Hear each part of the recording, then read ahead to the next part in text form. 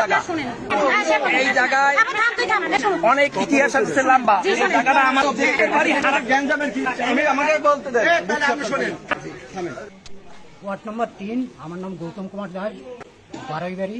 আমাদের এই গেট হয়েছে আমাদের বাপদাদার আমল থেকে, এই রাস্তা হয়েছে আমাদের পুরানা রাস্তা, ঠিক আছে।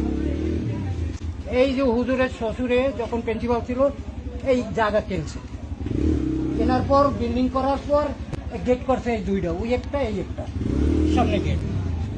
এখন সে মারা যাওয়ার পর তার শ্বশুরে এখন মেয়েরা বাকপটরা হয়েছে, না। এখন এক একজনে এক একটা রুম পাইছে, রুম পাওয়ার পর ভাইরা এই গেট আটকাইয়ে দিয়েছে, তাদের বোনদের হাঁটতে দেবে না। এই বোনরা বোনের হাজবেন্ড লইয়া বারোইবারের ভিতর দিয়ে রাস্তা করছে। 5 তারিখের পর আমাদের পুরানা গেট ভাঙিয়া লুট করিয়া হয়েছে।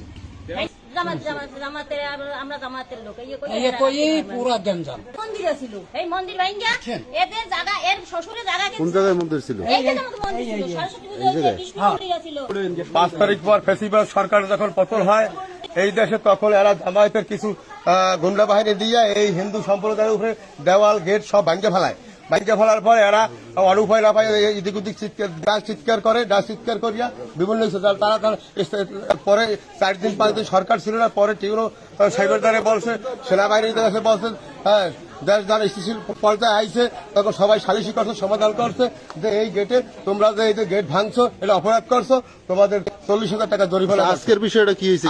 ধর্ম অবলম্বী লোকদের উপরে হামলা করছে।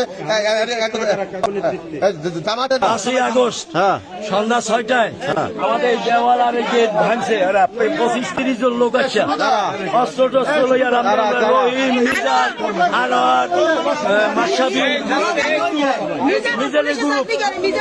মিজানুর, তারপরে আপনার মাশরাফি, সাইফুল, শহীদুল, আনোয়ার, আর আরো অনেক লোক আছে চিনি না। রামদা টামদা দাটা লইয়া ইয়া রাত সন্ধ্যা 7টার সময় ইয়া ভাঙছে, ভাঙ্গিয়া বাড়ি ভেতরে ঢুকে মহিলাদের মারছে, মারিয়া টাকা পয়সা যা আছে সব নিয়ে গেছে। 5 তারিখে রাত 9টার সময় মহিলাদের মারছে, মারিয়া টাকা পয়সা সব হয়ে গেছে। মারছে আনোয়ার, শহীদুল, মিজান, মাশরাফি। এদের পরিচয় কি? পরিচয় নাসির, জামাতের আমি সভাপতি নয়।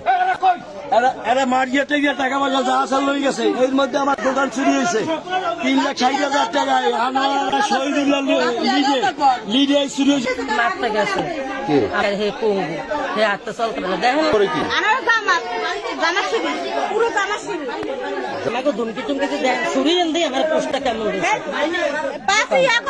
আজকে হ্যাঁ আজকে তো সেই গো ওই গেটটা আমরা ধরতে গেছি, আজকে এই যে দিচ্ছে আমাকে।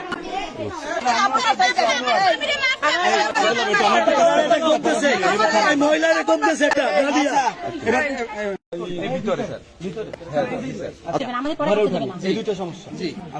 আমার ঘরে উঠতে দেন, আপনি দেখেন কাগজপত্র দেখা লাগবে না, আগে কথা বলেন না, আগে কথা বলেন। আনোয়ার হোসেন আমার বড় ভাই, আমি বলে এখান থেকে